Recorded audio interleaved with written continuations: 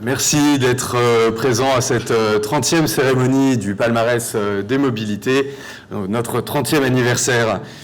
C'est un palmarès un peu particulier que nous allons vous proposer ce soir, et ce, à bien des égards, mais je laisse mon président vous donner un petit peu tous ces détails.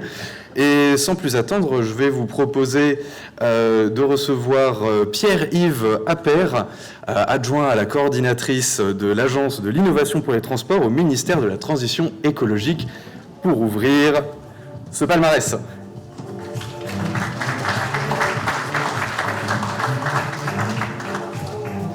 Merci, bonsoir à tous.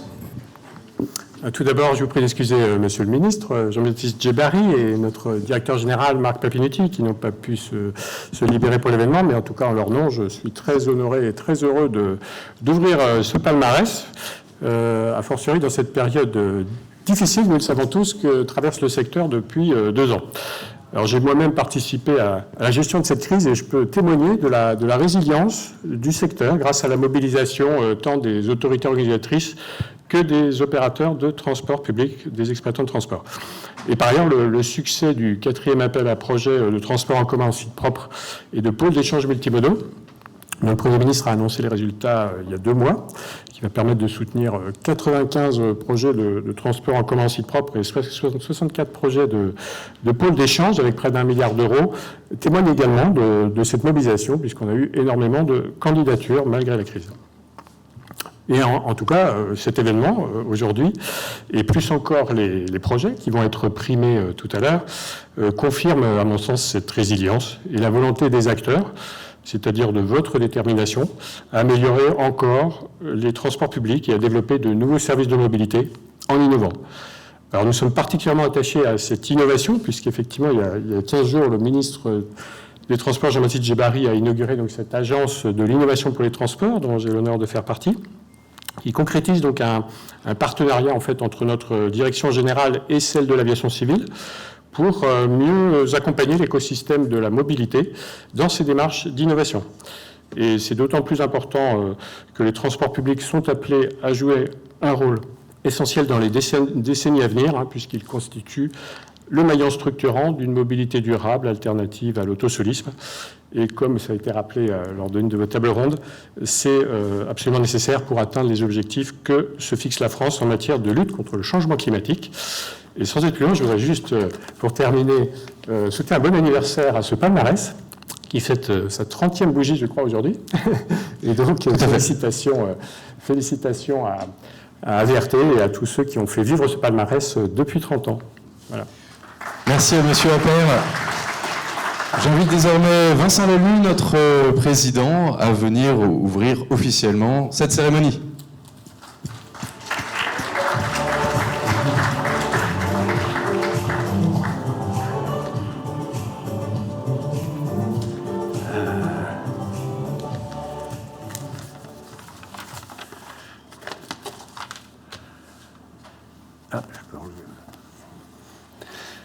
Bonsoir mesdames, bonsoir messieurs. Ce palmarès des mobilités, le 30e effectivement, qu'organise Villerail et Transport.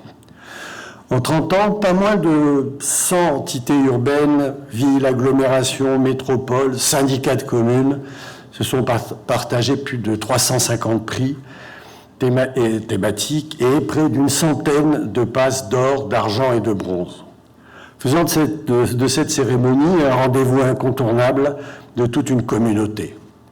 Et de Villerail et Transport qui l'organise, une référence de l'univers du transport public. Ce moment de confrontation des expériences et des solutions est d'ailleurs un événement très largement repris par nos confrères de la presse régionale. On doit l'idée de cette compétition à Marc Lomazzi, aujourd'hui rédacteur en chef au Parisien.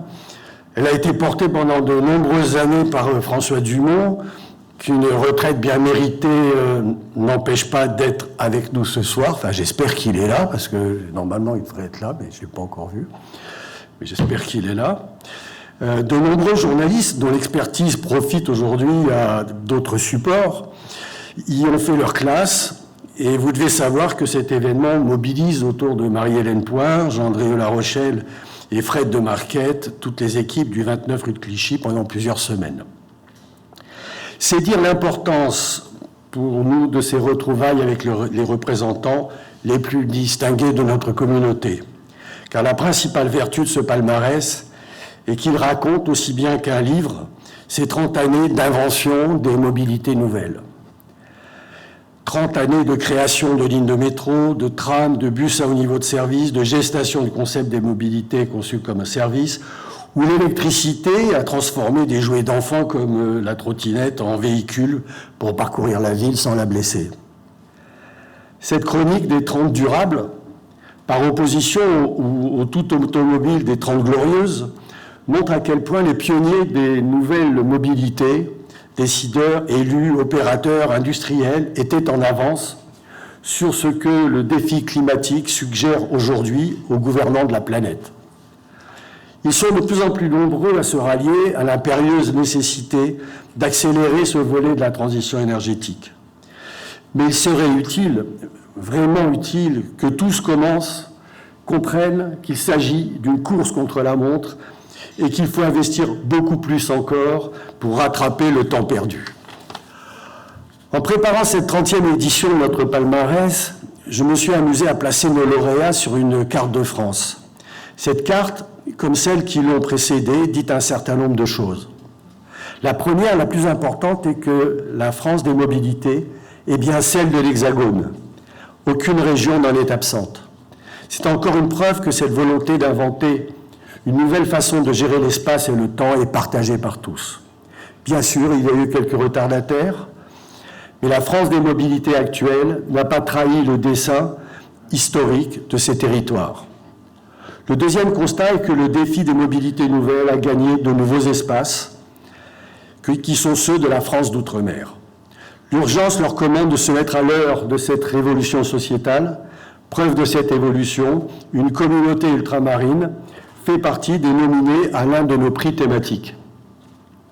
Mais avant de commencer cette distribution des prix, je voudrais encore vous dire que ce palmarès ne serait pas crédible si Villerail et Transport n'était pas un média indépendant, libre de ses choix éditoriaux et garant de l'impartialité du jury qui a élu nos lauréats. Libre enfin de choisir ses partenaires, au premier rang desquels Région de France, dont l'outil statistique a prouvé son efficacité, même s'il a pu être mobilisé pour cette 30e édition. Je voudrais aussi remercier ceux sans l'aide desquels nous ne serions pas là. SNCF, Keolis, Transdev, Masteris, Banque des Territoires, Groupe Caisse des Dépôts. Et puis, un dernier mot. N'oubliez pas de prendre en partant ce numéro exceptionnel de VRT. Il vous est offert. Je sais, la plupart d'entre vous sont abonnés. Je vous suggère donc de faire profiter de cet exemplaire un membre de votre entourage professionnel. Car ce numéro anniversaire contient un bulletin d'abonnement.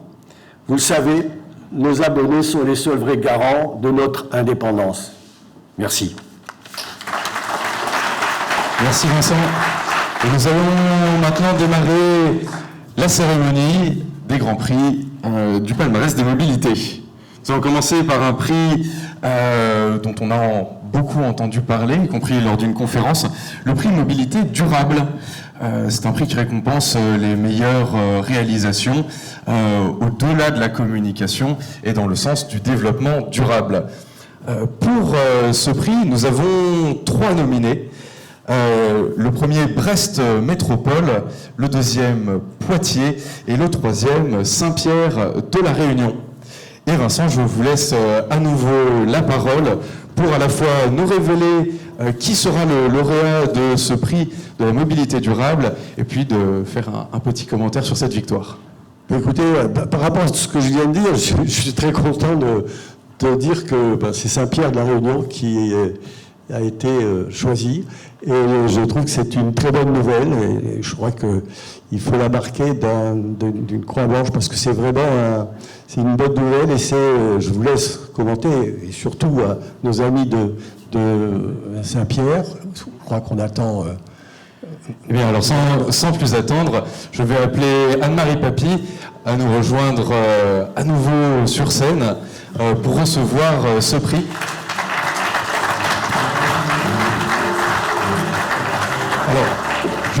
Je fais juste une petite précision pour à la fois nos lauréats et nos remettants. Nous avons fait un petit marquage au sol de manière à pouvoir à la fois pour la photographie et pour respecter les distances de sanitaire. Voilà, si chaque lauréat, chaque remettant peut se mettre ou bien à l'intérieur ou bien juste à l'extérieur de ce petit carré marquage au sol, nous les en remercions. Anne-Marie Papier, vous êtes vice-présidente déléguée aux mobilités alternatives et à la coopération décentralisée à la Civis. Vous êtes récompensée pour votre programme très complet en faveur du vélo ce soir. Est-ce que vous pouvez nous dire quelles ont été les réalisations ayant permis le développement des mobilités douces au sein de votre collectivité et quelles seront les prochaines étapes pour encourager le passage vers la transition écologique ? Si vous permettez, j'ai fait un petit mot pour vous remercier.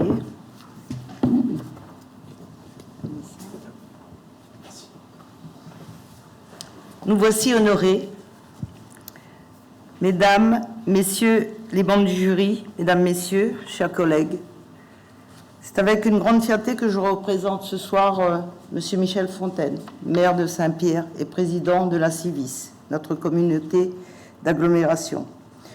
Plus encore, c'est un honneur de porter des voix des Outre-mer et démontrer ainsi le caractère d'excellence de nos territoires insulaires. Je suis un petit peu émue, excusez-moi. Plus que n'importe quels autres territoires, les Outre-mer doivent faire face aux risques émanant du réchauffement climatique, participer à lutter contre les émissions de gaz à effet de serre. Il prend un relief tout particulier. Mais au-delà de l'urgence climatique, nos territoires doivent faire face à une urgence sociale avec des niveaux de chômage, hélas, très élevés. Face à cette urgence sociale, la mobilité de nos concitoyens devient un enjeu d'accès à l'emploi. Les vélos à assistance électrique pourvus qu'ils soient financièrement accessibles sont une réponse durable à cette urgence. C'est sur la base de ce constat que la Civis, en partenariat avec son délégataire, ici représenté à mes côtés, Madame Amélie Balancourt, responsable du service Mobilité Nouvelle au sein de la CEMITEL, a initié son projet Altervélo en 2019. Parti d'une page blanche, nous avons d'abord construit une offre de location longue durée, à titre expérimental, avec 35 VAE. C'est pas beaucoup.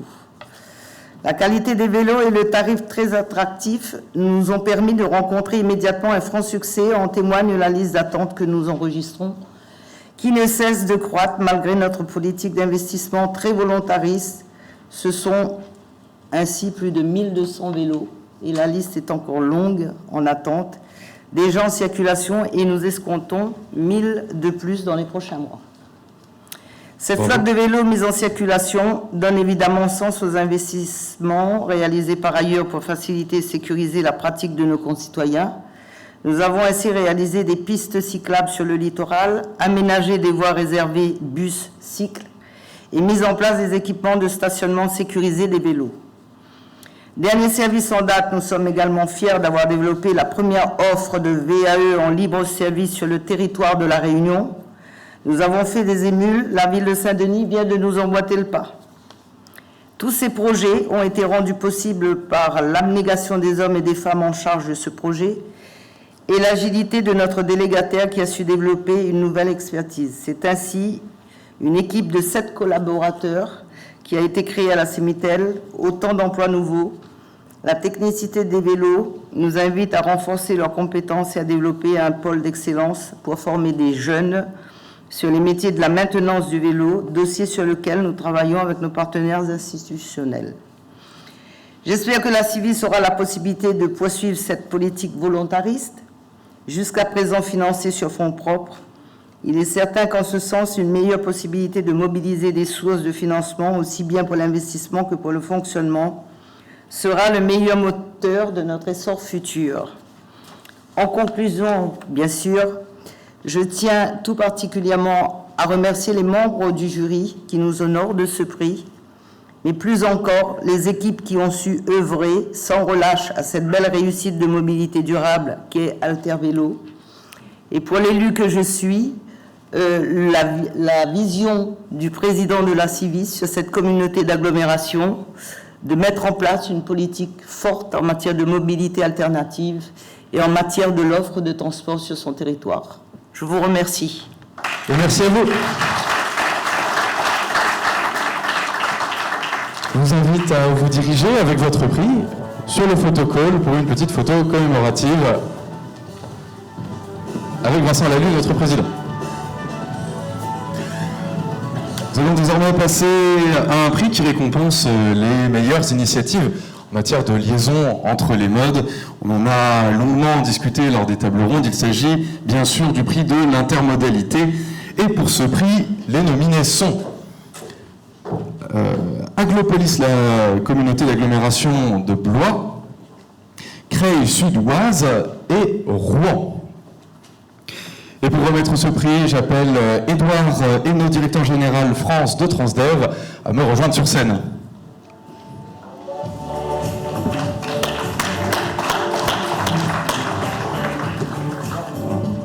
Juste là, si ça vous dérange pas. Vous voulez prendre le pupitre ou...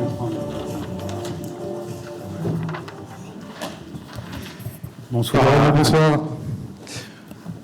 Alors, pourquoi le transport public du futur doit-il se penser à travers davantage d'intermodalité ? Alors bonsoir à toutes et tous. Et on voit que la 5e vague nous parsème un peu, mais nous résisterons et nous tiendrons tous collectivement. Écoutez, moi j'ai bien aimé les propos de votre président tout à l'heure, puisqu'on se projette dans le futur. Moi, quand j'étais gamin, je regardais Cosmos 1999. C'était des petites poupées qui étaient dans des vaisseaux spatiaux. Et en 99, c'est l'année du retour de la trottinette. Pour la première fois, la trottinette revenait dans nos modes de vie. On était un peu gamin au début, et puis finalement, on voit qu'elle a bien progressé dans les manières de faire. Alors, si on prend un peu de recul, et beaucoup ici en ont plus que moi, mais dans les 20 dernières années, on a beaucoup investi, on a beaucoup créé de nouveaux réseaux, mais on a encore quelques attentes sur le report modal et sur son évolution. La voiture, aujourd'hui, oscille toujours en kilomètres autour des 80% de part modale, et on a encore des progrès à faire dans cette logique-là. Les offres sont plutôt très développées dans les centres-villes et un petit peu moins dans les périphéries. Et en plus de ça, on a une tendance à corriger, bien sûr, qui est de développer les offres un peu en silo. La voiture développe son offre, les automobiles, les fabricants automobiles, les vélos développent leur offre, les transports en commun développent leur offre, et finalement, peut-être que le futur, un peu, c'est une vision encore un peu plus convergente, un peu plus collective des modes de transport. Alors, ces forts enjeux, ils se jouent évidemment, je l'ai dit, dans les liaisons centre-périphérie, à l'échelle des aires urbaines, à l'échelle des bassins de vie, et puis dans la capacité à finalement offrir un service, mieux piloter la mobilité et agir aussi sur les gaz à émissions à effet de serre.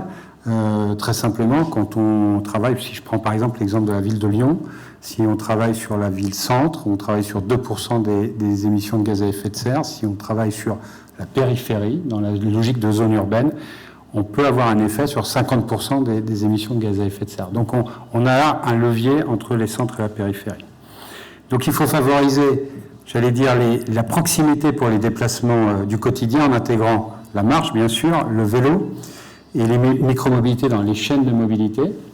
Et puis il faut favoriser la vitesse par des transports en commun structurants, collectifs, pour les déplacements plus longs, réalisés entre les zones d'emploi et l'habitat. Le déploiement de ces transports en commun efficaces, à travers des liaisons de cars au niveau de service, et des liaisons ferroviaires, renforcera évidemment la cohésion territoriale et constituera un levier de réduction de ces gaz à effet de serre, pour une mobilité évidemment plus durable. Alors ça, c'est un peu pourquoi davantage d'intermodalité. Et après, c'est le comment. Et le comment, peut-être qu'il faut qu'on se projette tous ensemble sur un point fondamental. En fait, c'est d'abord en étant soi-même multimodal que l'on peut ensuite développer l'intermodalité. Donc c'est un vrai changement de comportement. et on doit s'adapter, c'est un vrai préalable à l'intermodalité. Il y a bien sûr l'offre proposée, mais il y a également aussi de forts enjeux d'acculturation et de pédagogie. Une pédagogie qui est de notre responsabilité collective pour mieux faire comprendre, une mobilité mieux appréhendée, bien ajustée, combinée, qui apporte une vraie plus-value dans la qualité de vie. Dans cette perspective, évidemment, l'opérateur n'agit pas seul. Nous avons un rôle d'animateur et de contributeur à l'épanouissement durable des territoires aux côtés de l'ensemble des parties prenantes. Évidemment, les autorités organisatrices ont un rôle crucial à jouer. C'est un rôle très partenarial avec l'ensemble des acteurs et des parties prenantes et des acteurs locaux, le monde économique, le monde universitaire, le monde associatif, les acteurs de la sphère sociale. Et tout cet écosystème est vraiment clé et ensemble, je crois qu'on peut agir, on peut converger. Et à partir de ces territoires, on peut aussi se dire qu'on va réussir à décarboner encore davantage nos modèles de transport et réduire les fractures sociales. Merci. C'est évidemment ce qu'on espère. Alors, il est temps maintenant de révéler le lauréat, donc, qui aura été récompensé par ce deuxième prix, le prix de l'intermodalité. Et il s'agit de l'agglomération Creil-Sud-Oise pour ses nouveaux services et ses meilleures connexions. Et pour recevoir ce prix, j'invite à me rejoindre Sébastien Duc, responsable mobilité à la direction de l'environnement, et Mathieu Lebras, directeur de la recherche et développement de Creil.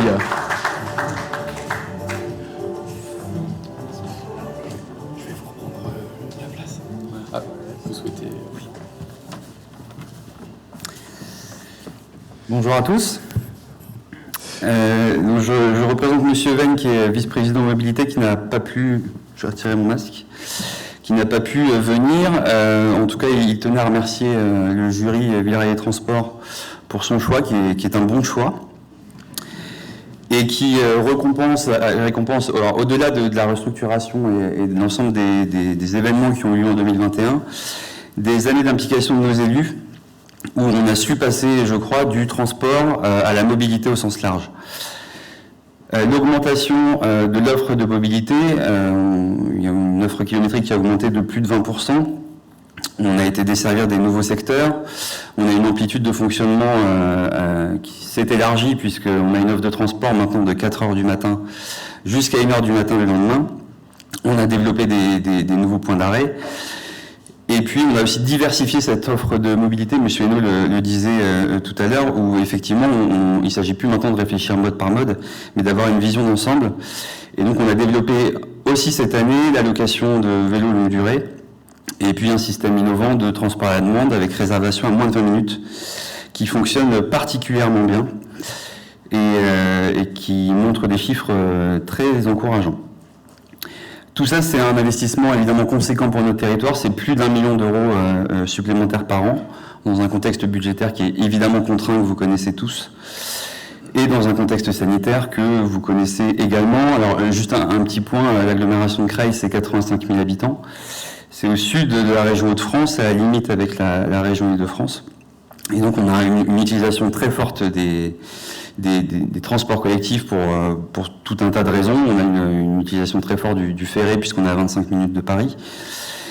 Et donc voilà, donc on a une demande de mobilité des habitants qui est particulièrement forte, et ce prix démontre que notre engagement est reconnu au point de vue institutionnel. Donc M. Venn tenait par mois à remercier RATP Dev, qui est notre exploitant, donc Karima Minis, qui était l'ancienne directrice et qui est maintenant remplacée par Mathieu Lebras depuis quelques semaines, et également Christophe Vacheron et Christelle Roux, qui sont au siège de RATP Dev. Et puis Citio également, qui a pu développer aussi un outil de lutte contre la fraude.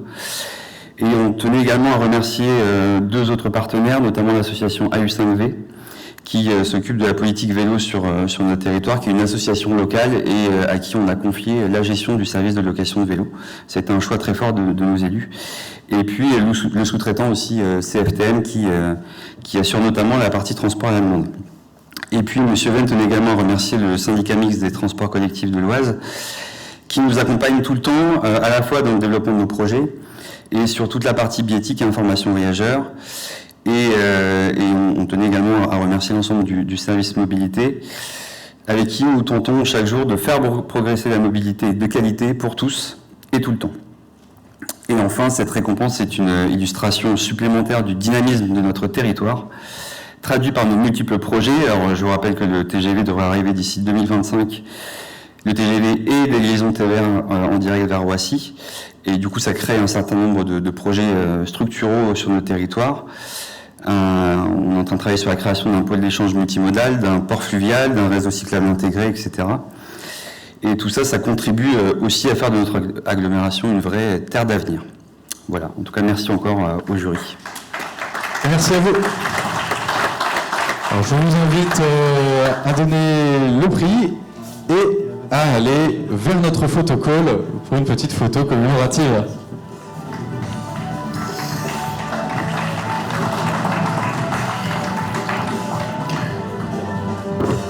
Nous passons désormais à un troisième prix, un prix que nous avons introduit l'année dernière seulement et qui vise à récompenser, cette fois-ci non pas une métropole, mais une entreprise qui se sera révélée particulièrement concernée par l'enjeu de la mixité. Il s'agit donc bien sûr du prix de la mixité. Et pour ce prix, les nominés sont l'UITP, la SNCF et Keolis. Pour remettre ce prix, j'invite Marie-Xavière Vauquiez, présidente fondatrice de l'association Femmes en Mouvement et membre de notre jury, à nous rejoindre sur scène.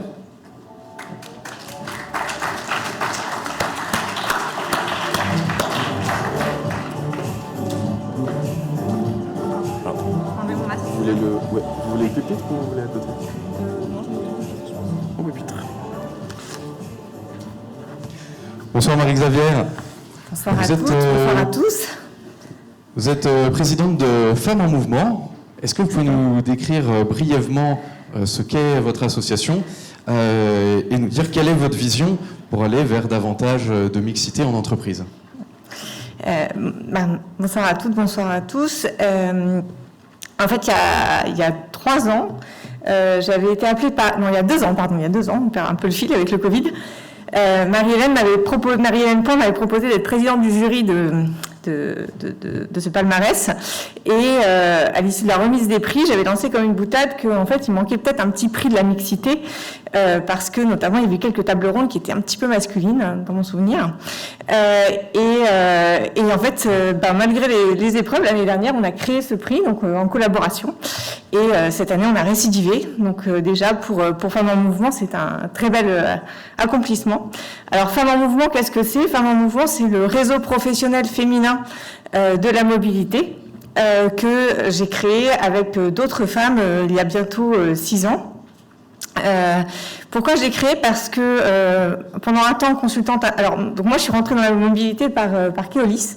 J'ai travaillé chez Keolis de 2006 à 2010 et chez Keolis il y avait une très belle initiative de Jean Guédira qui était directeur de la communication à l'époque, qui avait réuni en fait beaucoup des femmes de Keolis sur un bateau pour une journée de conférence.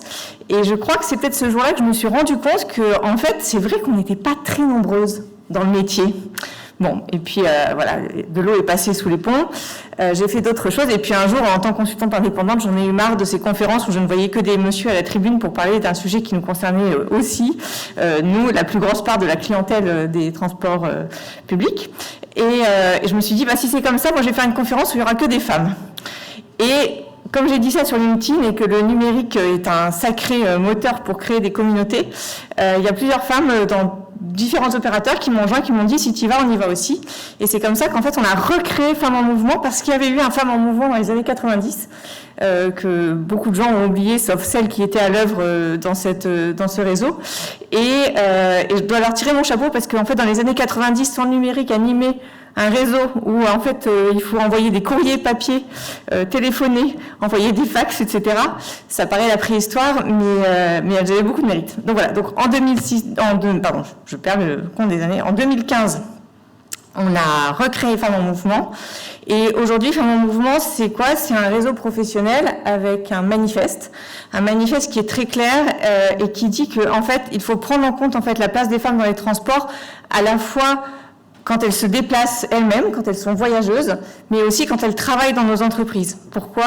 Je vais vous citer une anecdote que j'avais trouvée assez frappante. Au moment où on crée Femmes en Mouvement, le sujet du harcèlement dans les transports émergeait. Le harcèlement sexuel, hein, évidemment. Et c'était un sujet où, moi, chez Keolis, je n'en avais jamais entendu parler. On n'en avait jamais parlé. Et quand Elisabeth Borne, alors ministre des Transports, nous a réunis autour de la table pour en parler, le monsieur qui s'occupait de la sécurité chez Keolis à ce moment-là, donc on était en 2016, il me semble, venait de prendre ses fonctions et a dit, bah oui, effectivement, c'est un sujet dont on n'a jamais parlé et pourtant je suis dans le secteur depuis longtemps. Et donc ça montre bien que, en fait, si on ne donne pas la parole aux femmes, bah, il y a plein de sujets qui n'émergent pas. Or, quand on veut promouvoir la mobilité durable, il faut promouvoir la mobilité durable pour toutes et tous. Pour ça, en fait, il faut avoir le regard des femmes. Parce que, je vais vous donner un exemple très bête, mais quand on est enceinte de 7-8 mois, on devient PMR. Pendant un temps, on devient PMR. Et une fois que vous avez eu 1, puis 2, puis 3 enfants, eh bien, vous avez en fait une sensibilité à l'accessibilité dans les transports qui est fondamentalement différente de celle que vous aviez quand vous aviez 20 ans et que vous étiez agile et légère et pas encombré d'une poussette. Je crois qu'il n'y a que des messieurs pour dire aux femmes qu'il faut replier les poussettes dans les bus, essayer de replier une poussette avec un bébé dans les bras et de garder et la poussette en état de marche et le bébé entier. Vous essayerez et vous me direz, j'attends toujours de voir ça, moi je n'ai jamais réussi. Donc voilà, donc Femmes en Mouvement aujourd'hui c'est donc un réseau professionnel, c'est 10 entreprises adhérentes qui offrent en fait à leurs salariés la possibilité d'assister à nos événements. C'est un événement par mois, tous les mois de septembre à juin. C'est une belle soirée institutionnelle qu'on est en train de vous préparer le 17 février si le virus nous laisse un petit peu de repos. Et voilà, et c'est ce prix de la mixité que je suis très heureuse de remettre aujourd'hui. Alors, est-ce que vous souhaitez révéler qui est le lauréat ? Eh bien, écoutez, les lauréats. Volontiers. Écoutez, comme quoi la boucle est presque bouclée. Le lauréat aujourd'hui, c'est donc Keolis avec... je n'ai pas la bonne fiche sous les yeux. Non, c'est celle-ci. C'est celle-ci. C'est effectivement le réseau des salariés de We at Keolis. Voilà, qui est donc lauréat du prix. Mais il y avait une très belle concurrence, tout comme l'année dernière. Donc l'année prochaine, n'hésitez pas, si vous mettez en place des actions dans vos réseaux, faites-le savoir et comme ça, vous aurez une chance de gagner ce prix. Et pour recevoir ce prix, j'appelle à nous rejoindre sur scène Mélanie Montocchio, responsable de la transformation du service client et expérience client, ainsi que Tiffaine David Lemaillet, responsable différenciation et engagement du groupe, les deux chez Keolis.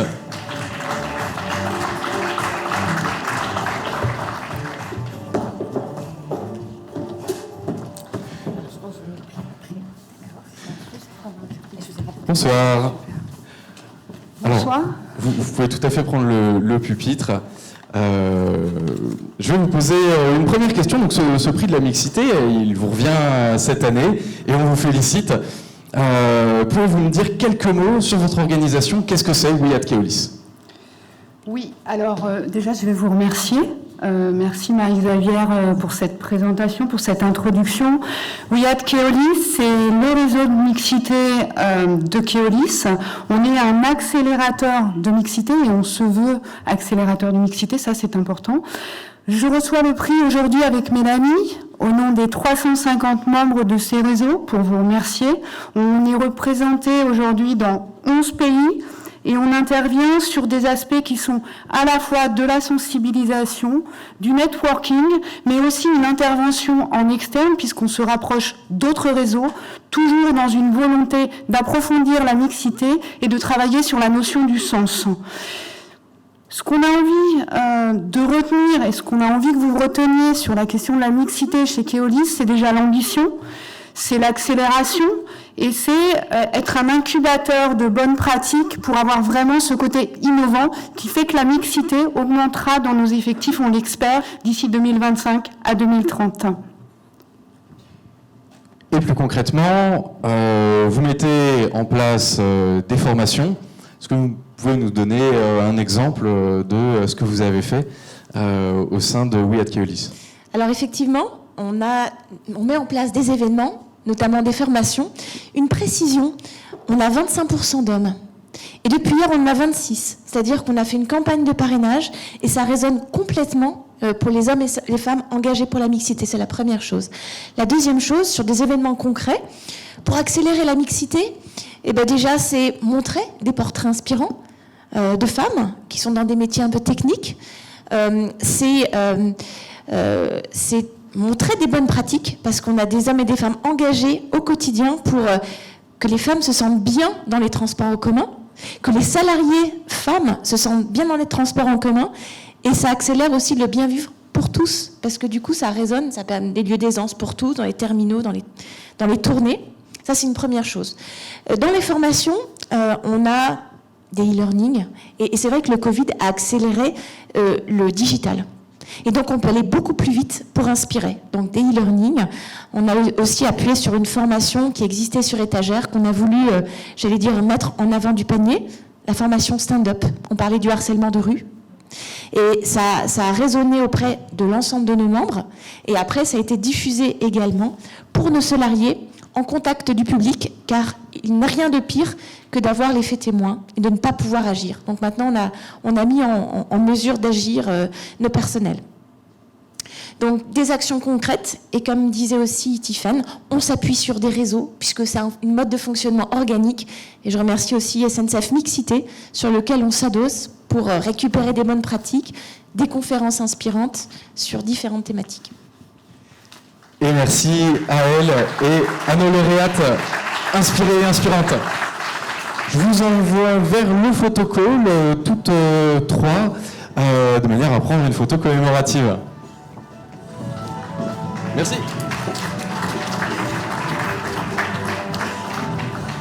Nous allons passer au prix de la mobilité numérique, un prix qui récompense une initiative dans le développement du numérique dans les transports. Et pour ce prix, les nominés sont Monaco, Orléans et Brest. Et pour remettre ce prix, j'invite Frédéric Desmarquettes, le directeur général adjoint de VRT, qui est déjà sur scène avec moi.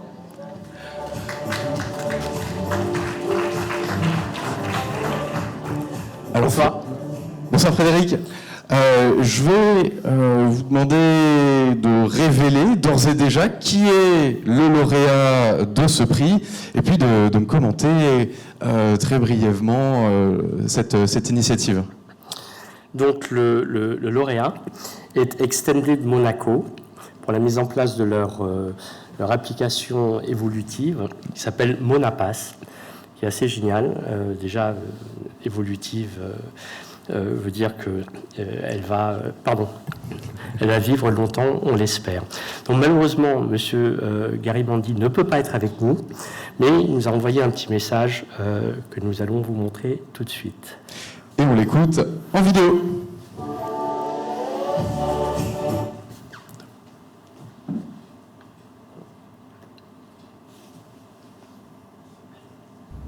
Bonjour à tous, je m'appelle Georges Gambarini et j'ai le plaisir d'animer la thématique Smart City en Principauté de Monaco. Avant toute chose, permettez-moi de vous remercier de la part du gouvernement princier, du programme de transformation numérique Extended Monaco et de l'ensemble des contributeurs du projet pour ce prix qui nous honore. Monapass est un projet dont nous sommes très fiers pour 3 raisons. La première, c'est d'avoir réussi à mettre en œuvre une véritable démarche d'innovation collaborative. Monapass est un projet d'open innovation, où l'initiative publique est relayée par des acteurs de la mobilité locale, mais également par des prestataires techniques compétents. La deuxième source de fierté, c'est la valeur d'usage et l'impact de ce projet. Monapass est une application qui en remplace 5 autres. C'est un outil au service de la création d'une expérience de mobilité sans couture. La troisième source de fierté, c'est l'évolutivité du service Monapass. Nous sommes convaincus, en Principauté, de l'intérêt d'un numérique de plateforme qui permet de concentrer l'accès à de nombreux services numériques dans peu d'outils numériques, pour avoir une proposition de valeur lisible et des usagers satisfaits. Monapass est aujourd'hui une plateforme de billettique au service de la mobilité, mais va demain s'étendre au service de différentes activités sportives, touristiques, culturelles. Le tout permettant de créer une plateforme de billettique unifiée en principauté et donc de créer des services croisés améliorant l'expérience de la ville et la qualité de vie à Monaco. C'est donc avec beaucoup d'humilité que nous recevons ce prix, en conscience qu'il est probablement plus simple de déployer ce type de projet dans une petite cité-État que dans une grande métropole. Pour autant, nous sommes convaincus que les facteurs de réussite de ces projets sont les mêmes et espérons que notre exemple de ville pilote pourra en inspirer d'autres. Je vous remercie infiniment et je vous souhaite une bonne fin de journée. Et merci à lui pour cette petite vidéo. Frédéric, je vous invite à aller vers le photocall pour une petite photo commémorative, même en l'absence de notre lauréat. Nous allons maintenant passer à un prix qui récompense une innovation dans le domaine de la technologie ou des nouveaux services apportés aux voyageurs. Donc il s'agit du prix de l'innovation. Et pour ce prix, les nominés sont Reims, Bordeaux et Amiens. Et pour remettre ce prix, j'invite David de Almeida, directeur de la recherche au groupe SNCF, à me rejoindre sur scène.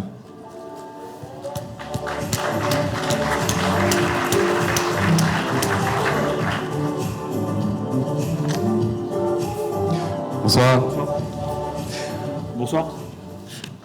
Alors, monsieur de Almeida, quels enjeux majeurs pour l'innovation au sein du groupe SNCF ? Bon, tout d'abord, bonsoir à toutes et à toutes. Je suis très content d'être avec vous ce soir pour remettre ce prix de l'innovation. Vous parliez des enjeux d'innovation à l'échelle du groupe SNCF. C'est une vaste question pour une maison aussi grande que SNCF.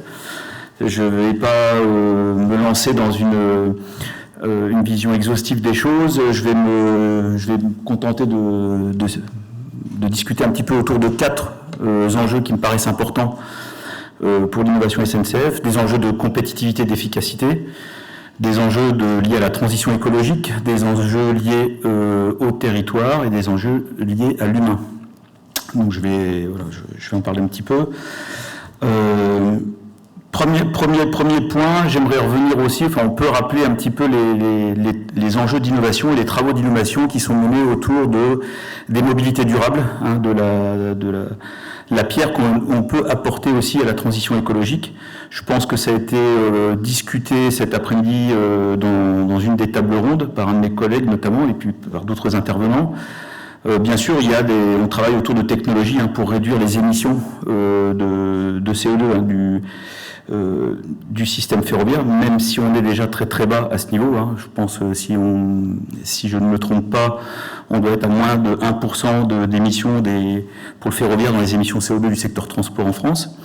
Donc, les technologies auxquelles on peut penser, bien évidemment, sur ces sujets-là, c'est les technologies de type batterie, qui permettent d'aller vers des concepts de train hybrides ou des concepts de train à batterie qu'on teste d'ores et déjà avec certains territoires. Je pourrais aussi évoquer tout ce qui tourne autour de la technologie à hydrogène avec bien sûr tous les sujets d'écosystème, d'infrastructure qu'il faut y associer, bien évidemment. Autre sujet que j'aimerais évoquer, toujours sur ces sujets de transition écologique, c'est aussi toutes les démarches de choix raisonnés auxquelles on peut contribuer, dans lesquelles on peut intervenir, et à nouveau également avec les territoires en France. Donc quand je dis choix raisonné, c'est sur la manière de réélectrifier une ligne.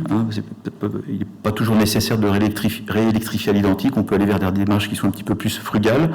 Et puis également des démarches aussi qui permettent de mieux évaluer, de mieux peser le mix énergétique de nos flottes, des flottes qui sont exploitées localement. Voilà. Donc ça, c'était un premier point. Je voudrais aussi mentionner des innovations qui sont aujourd'hui contributives à l'objectif de doublement de la part modale du ferroviaire, un objectif qui est assez fréquemment rappelé par le président Farandou dans ses différentes interventions.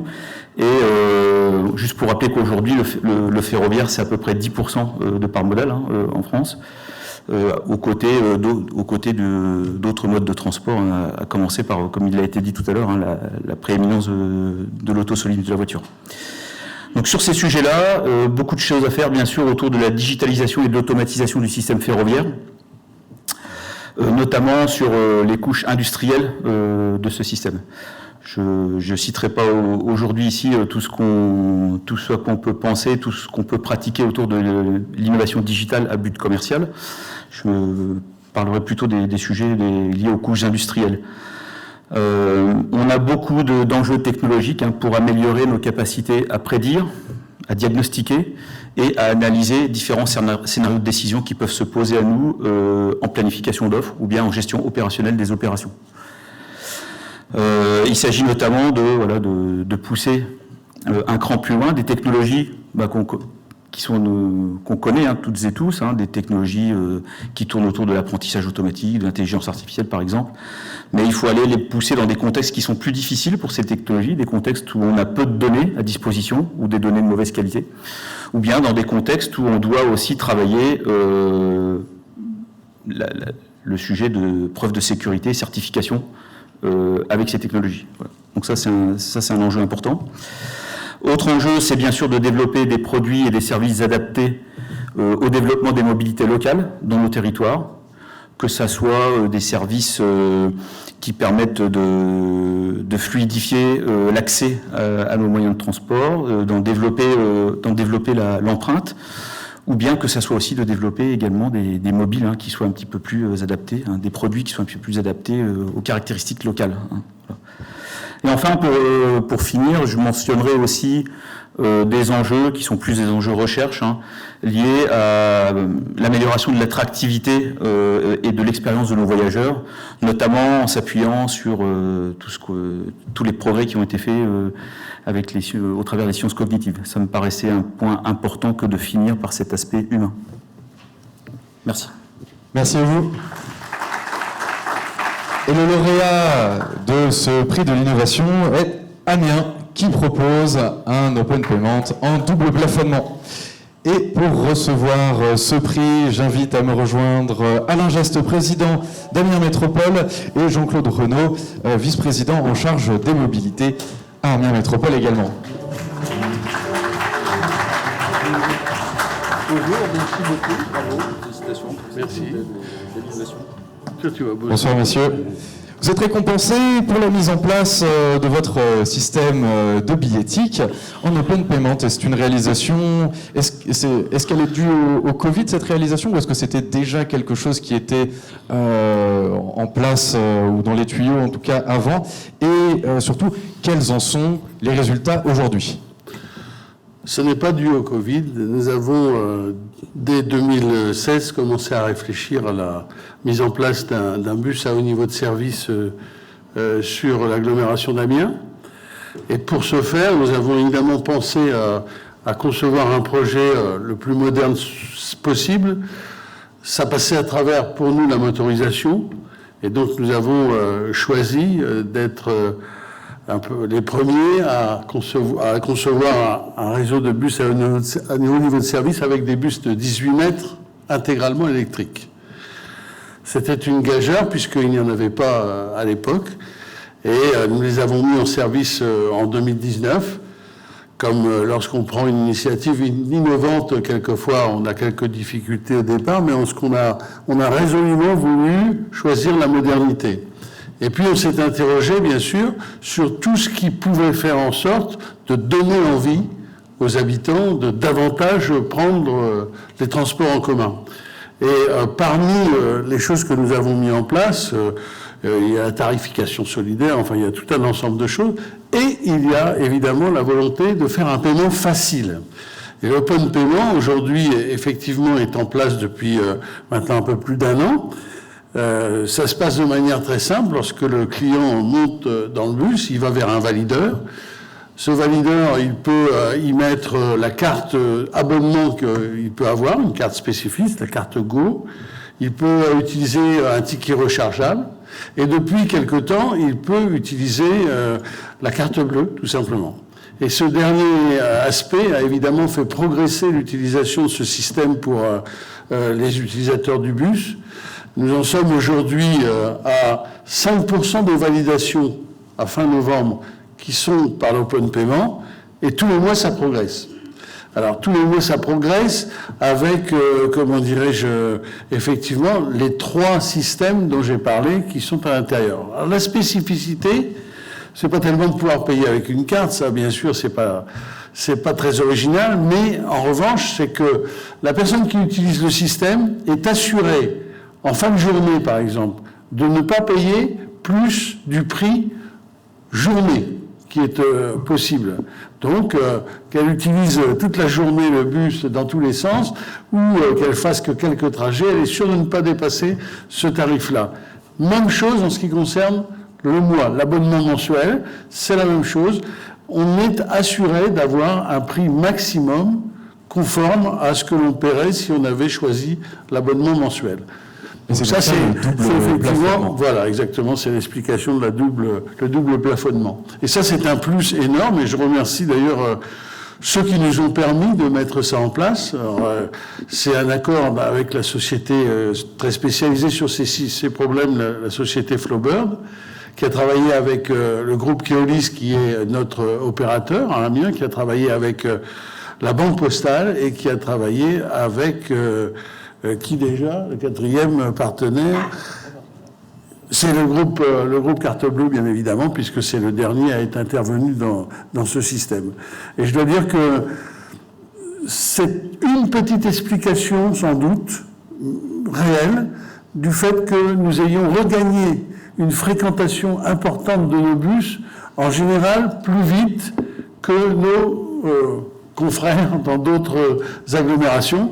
Et on a des chiffres, effectivement, qui sont déjà plus élevés que ceux de septembre-octobre 2019, qui est la période de référence, parce que depuis, évidemment, vous savez qu'il y a eu quelques soucis de fréquentation des bus. Donc, voilà, c'est ce qu'on peut dire aujourd'hui. Vous constatez un engouement sur la solution.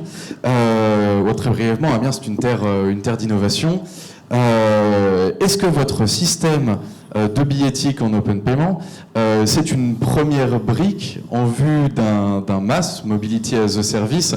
Est-ce que c'est destiné à devenir une sorte de pass pour plusieurs modes de transport?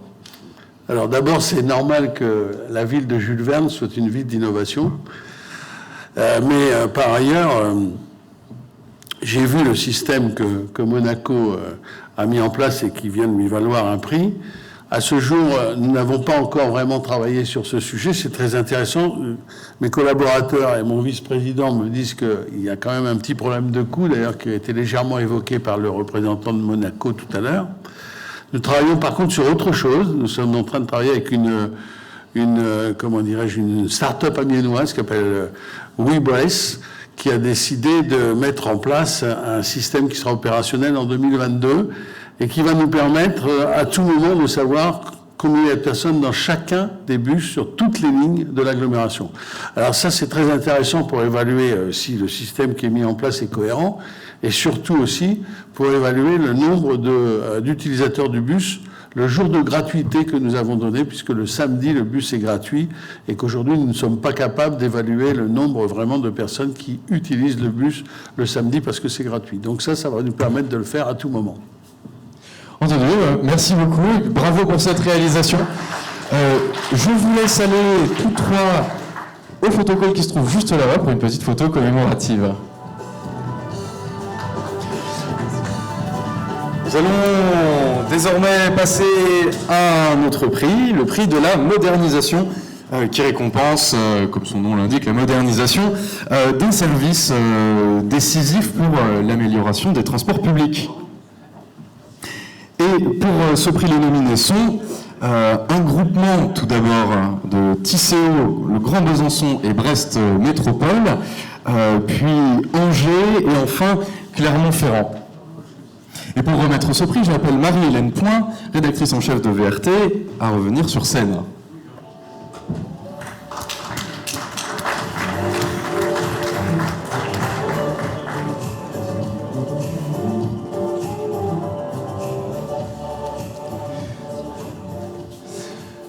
Marie-Hélène, rebonsoir. Est-ce que vous pouvez tout d'abord nous révéler qui est le lauréat et puis nous commenter cette réalisation? Alors, le gagnant, c'est Smooth Zouv à Clermont-Ferrand. Et en 2 mots, pour expliquer le choix du jury, c'est une initiative qui nous a paru particulièrement intéressante parce que dans toutes les collectivités, quand on change de matériel, forcément la question de savoir ce qu'on fait de l'ancien matériel se pose. Et donc là, la réponse a été intéressante, intelligente, durable, puisque les vélos ont été recyclés et puis après donnés à des associations, notamment des associations d'insertion professionnelle. Eh bien, merci à la ville de Clermont-Ferrand, dont le représentant sera Laura Dahan, et qui, est en fait la responsable développement chez Smooth Zouv, donc l'ancien opérateur de vélo avec qui cette initiative est possible, et que j'appelle à me rejoindre sur scène.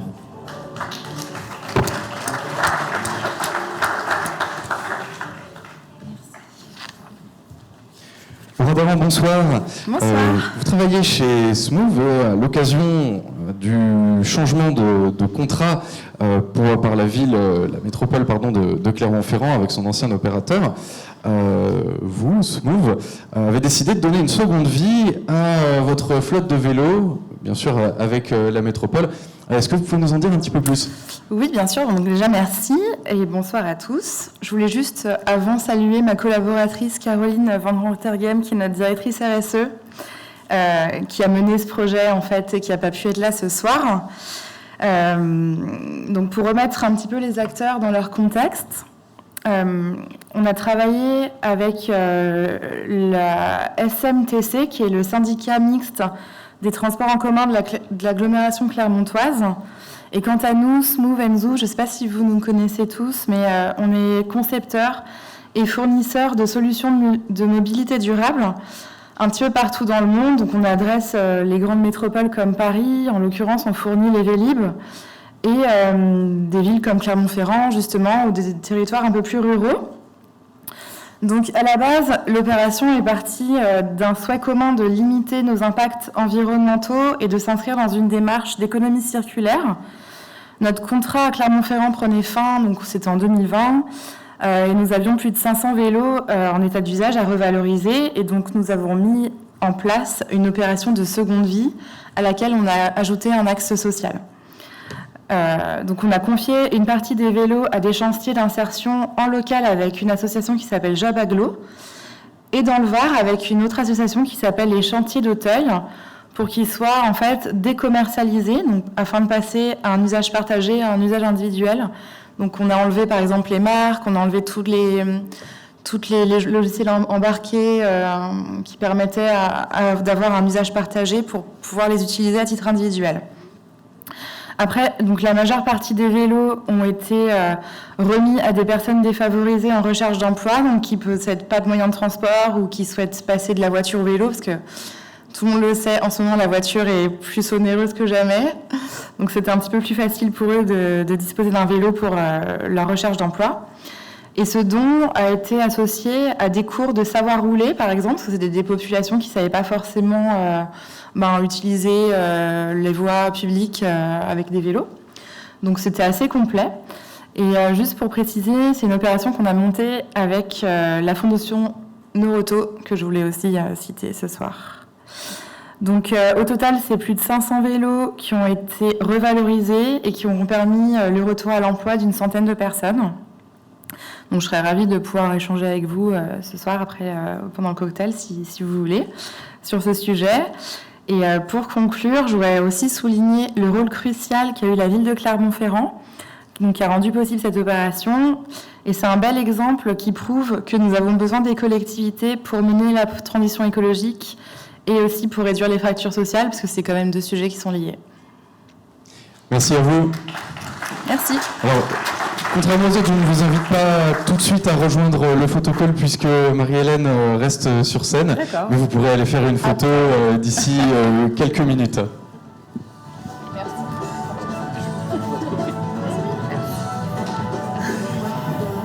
Nous allons passer maintenant au prix Ville connectée et automobile, un prix qui récompense une réalisation dans le cadre du partage de la voirie, de la gestion des circulations, mais aussi des parkings ou bien du développement de projets de véhicules alternatifs.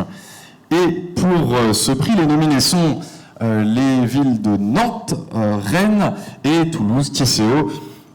Et pour remettre ce prix, eh bien Marie-Hélène, je vous laisse à nouveau révéler qui sera le lauréat de ce prix Ville connectée automobile et commenter brièvement cette réalisation.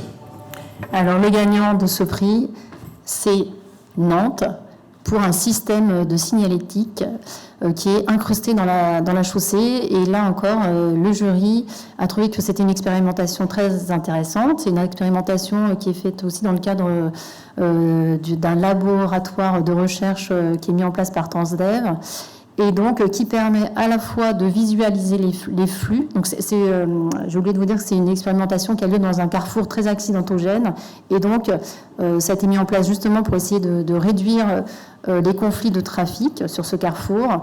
Et donc, ça permet de visualiser la circulation, de visualiser les flux et de réduire les accidents à ce carrefour.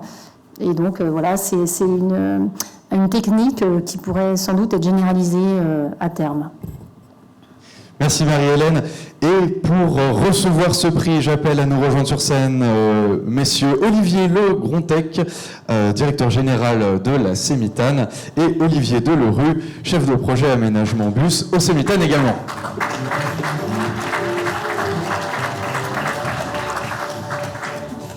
Bonsoir messieurs. Avant d'entrer dans le vif du sujet, vous avez également reçu de la part de la Commission européenne en 2019 le prix de la capitale européenne de l'innovation qui distingue la ville européenne qui promeut le mieux l'innovation sur son territoire. Et maintenant, vous êtes récompensé pour cette expérimentation de signalétique dynamique. Est-ce que vous pouvez nous dire quelques mots sur cette victoire ? Oui, bonsoir à toutes, bonsoir à tous. Je voudrais déjà excuser l'absence de Michel Lucas, qui est vice-président de Nantes Métropole en charge de la voirie. Il devait être présent, mais il a eu un empêchement. Et donc, merci de nous avoir choisis pour ce prix. C'est vrai que Nantes est très attachée à l'innovation, et en particulier dans les questions de mobilité.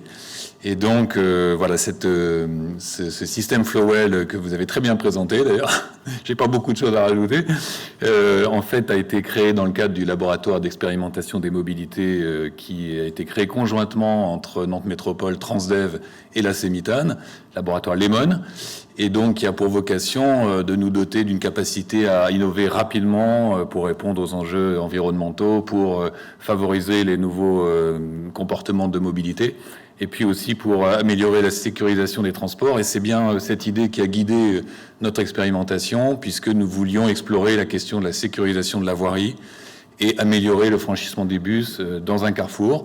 Et donc nous avons implanté cette solution Flowell. Alors Flowell, c'est un système de signalisation dynamique au sol, à base de LED, avec des chevrons et une ligne de feu, qui a été implanté dans un carrefour. Alors un carrefour qui est effectivement important pour nous, parce qu'on se croise dans ce carrefour 2 lignes de busway, et puis beaucoup de trafic automobile et de trafic en tout genre, piétons, vélos bien sûr.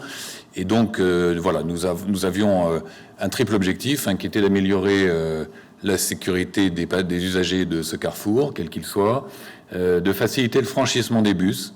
Et c'était vraiment problématique parce que ce carrefour, malgré le fait qu'il y ait des feux R24, il n'est pas toujours respecté. Donc on avait beaucoup d'accidents. On avait également, il était régulièrement engorgé, donc une difficulté pour nos bus à le franchir. Et donc ça, c'était le deuxième objectif. Et le troisième, c'était aussi également améliorer les conditions de travail des conducteurs, parce que c'est un sujet, évidemment, quand on a un carrefour accidentogène et difficile à franchir, qui peut poser problème. Voilà, donc ça, on l'a implanté il y a à peu près 2 ans, début 2020. Les résultats sont plutôt satisfaisants puisqu'on n'a pas eu d'accident, nous, de bus, de conflits de bus depuis cette implantation, alors qu'on en avait quand même régulièrement. Et puis c'est également très, très apprécié de la part des conducteurs. Donc voilà, c'est un sujet aujourd'hui qui est acquis. Donc on va en faire le bilan et puis on verra comment on développe, comment on le réutilise ailleurs à l'avenir. Voilà, je voudrais remercier Olivier Delruc, qui est le chef de projet, qui a porté toute cette expérimentation et c'est pas complètement terminé. Voilà. Bravo à la métropole de Nantes et au Sémitane. Et merci d'être présent ce soir. Je vous invite à rejoindre le photocall avec Marie-Hélène. Et puis, Madame Dahan, je vous invite également à faire la photo à ce moment-là. Nous allons passer à un prix, le Grand Prix européen de la mobilité, qui récompense une métropole européenne qui aura été jugée particulièrement méritante pour sa politique de développement en matière de transport. Pour ce prix, les nominés sont Deauville, Bruxelles et Göteborg. Et pour remettre ce prix, j'invite Guillaume Dufossé, le directeur de la BU Maintenance Industrielle et Voyageurs chez Masteris, à me rejoindre sur scène.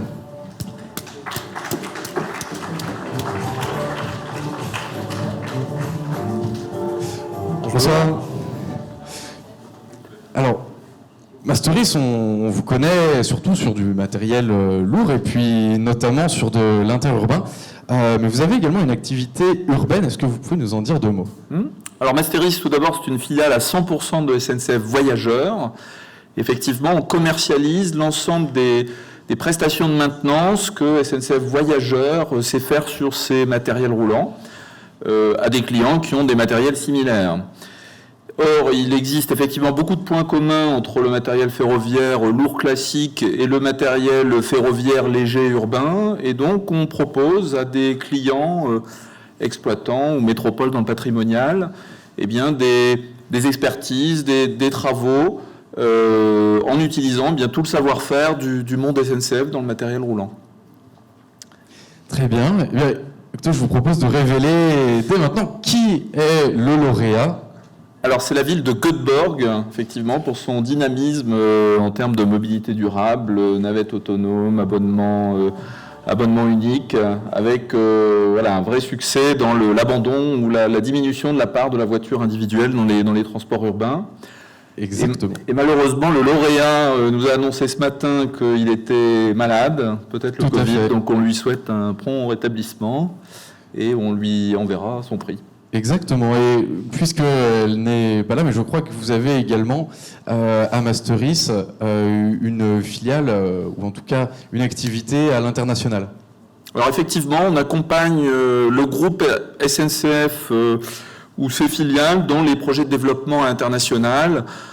Pour vous donner un exemple, dans 2 semaines démarre à Dakar au Sénégal un premier service de train de banlieue entre le centre-ville et le nouvel aéroport. C'est un projet commun entre Keolis et SNCF et où Masteris accompagne en phase de mobilisation l'ensemble de l'équipe projet pour démarrer ce nouveau service commercial. Donc c'est un exemple de projet mené par le groupe SNCF où sur le matériel roulant, Masteris est en accompagnement, aussi bien en phase de pré-exploitation que derrière en phase d'exploitation. Voilà. Merci beaucoup Guillaume Dufossé. Je vous invite à prendre le prix qui était destiné à Catherine Norgard et à aller bien sûr sur le photocall de manière à pouvoir prendre une petite photo commémorative qui est juste là.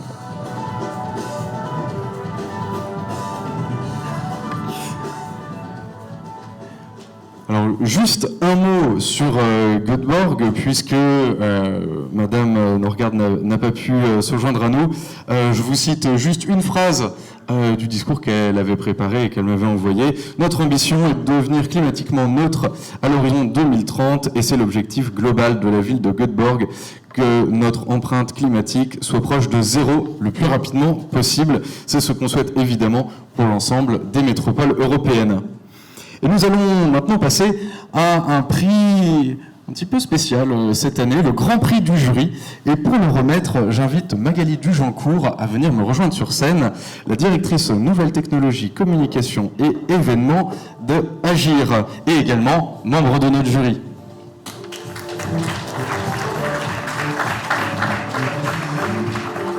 Et alors j'ai dit que ce prix serait un petit peu spécial cette année. Magali, quelle sera la spécificité des prix Podium, y compris celui-ci, pour cette année? Bonsoir Nicolas, bonsoir à tous. Tout d'abord, je voudrais remercier Villerail et Transport d'associer Agir Transport au palmarès des mobilités depuis 2015. Pour Agir Transport, accompagner nos 450 adhérents dans leurs projets d'innovation, et particulièrement les 381 collectivités qui sont nos membres, c'est une mission essentielle. C'est pour ça que c'est aussi un plaisir de contribuer chaque année à la mise en lumière des réalisations les plus marquantes, avec un critère d'évaluation qui est toujours très important pour nous et qui est toujours pris en compte dans nos votes, qui est que les innovations et réalisations qui sont primées soient toujours pertinentes pour l'usager. Pour en revenir donc à la question posée, effectivement, les conditions particulières de cette année ont amené le jury à fonctionner différemment pour l'attribution des prix. Dans le contexte sanitaire très particulier de 2020, nous ne pouvions pas, comme à l'habitude, récompenser les réseaux leaders de la fréquentation du transport public, puisque ce critère de fréquentation n'était clairement pas exploitable.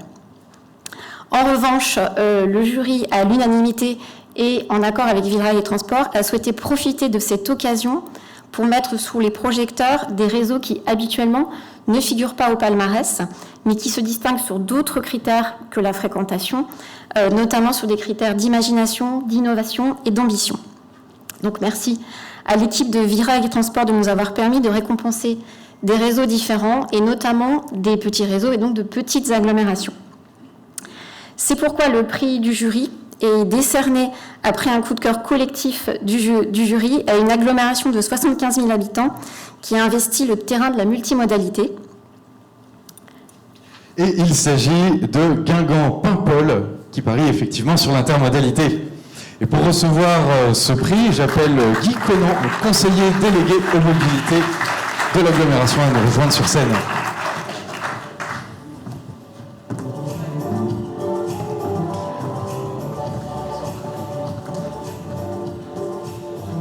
Bonsoir.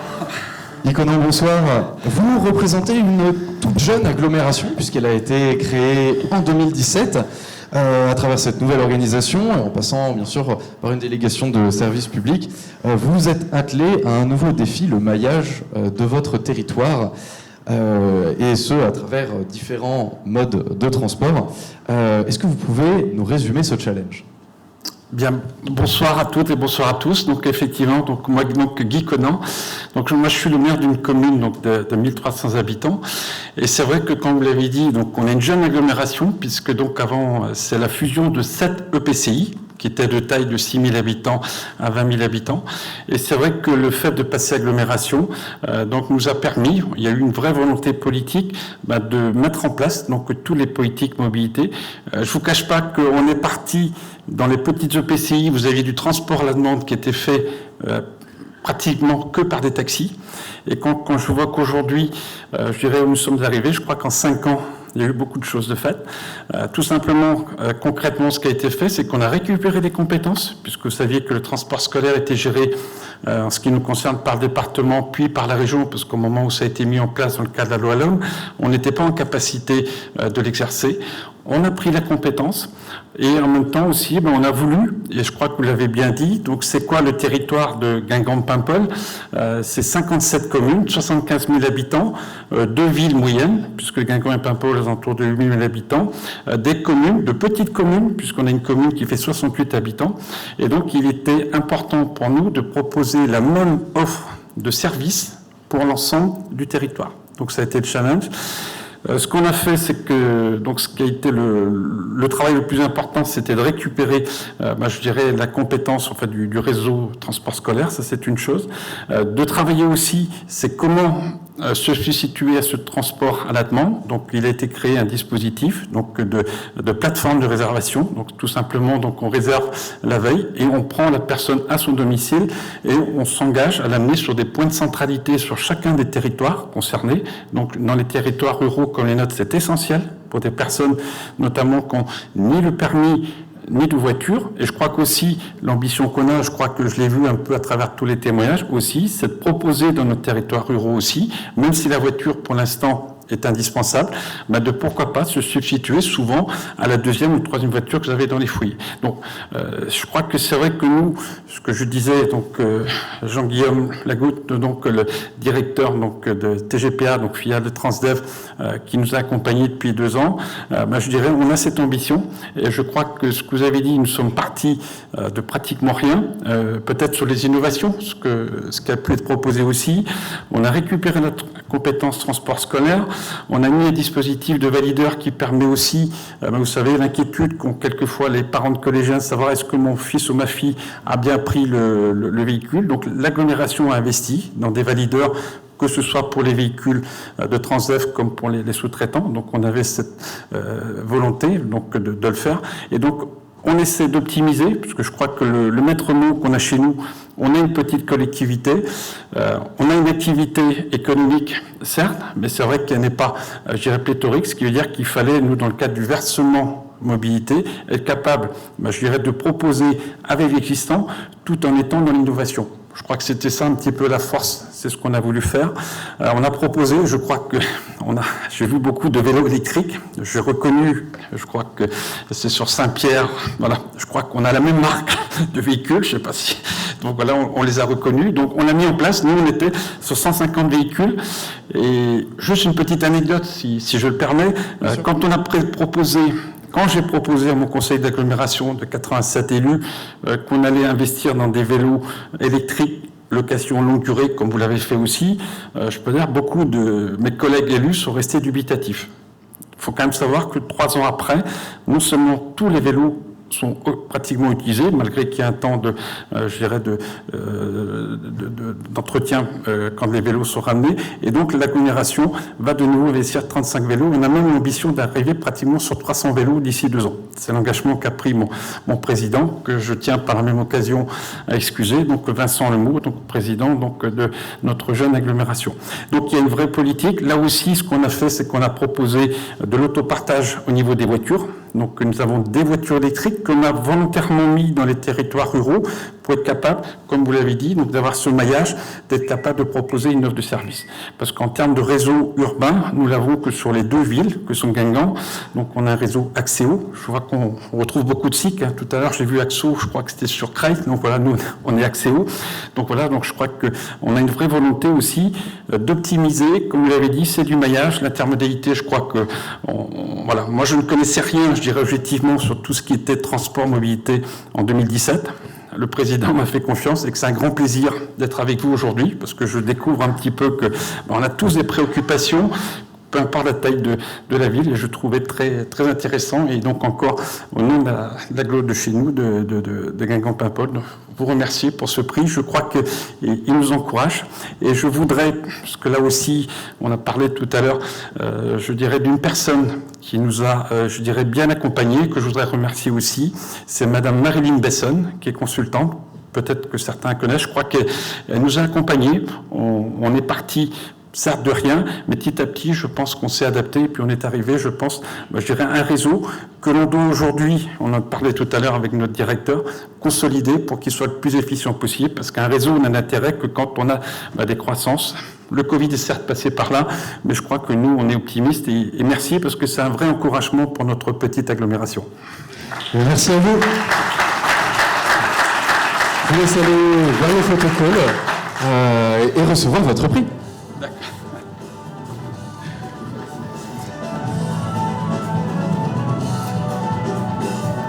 Il s'agissait du premier prix podium et nous allons maintenant passer aux places de bronze. Et pour remettre ce prix, j'appelle Gauthier Châtelu de la Caisse des dépôts, directeur adjoint, à me rejoindre sur scène.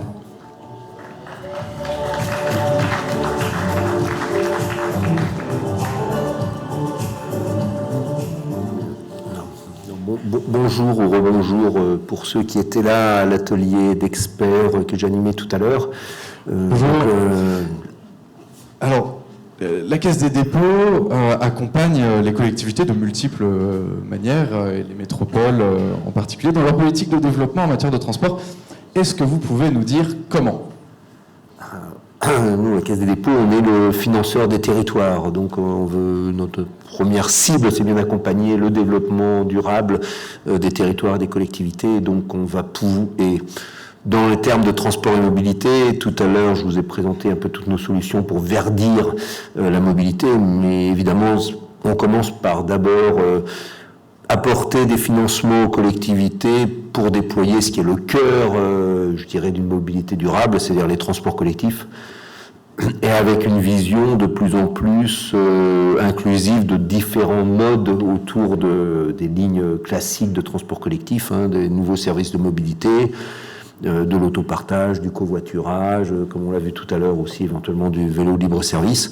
Et donc notre action va passer par le prêt classique aux collectivités, l'investissement dans des sociétés qui peuvent déployer ces nouveaux services de mobilité au sein des collectivités, ou tous les outils de financement dont j'ai parlé tout à l'heure pour verdir des flottes à travers du prêt à des sociétés, à travers l'investissement dans les sociétés qui déploient les stations-service hydrogène, les bornes de recharge, etc. Et merci beaucoup. Le lauréat pour ce prix est l'agglomération de Saint-Nazaire qui passe à la vitesse supérieure. Et pour recevoir ce prix, j'appelle leurs deux représentants, Jean-Jacques Lumeau, premier vice-président de la Carène, en charge notamment des mobilités, et Yann Dufour, le directeur de la mobilité et des espaces publics, à me rejoindre sur scène.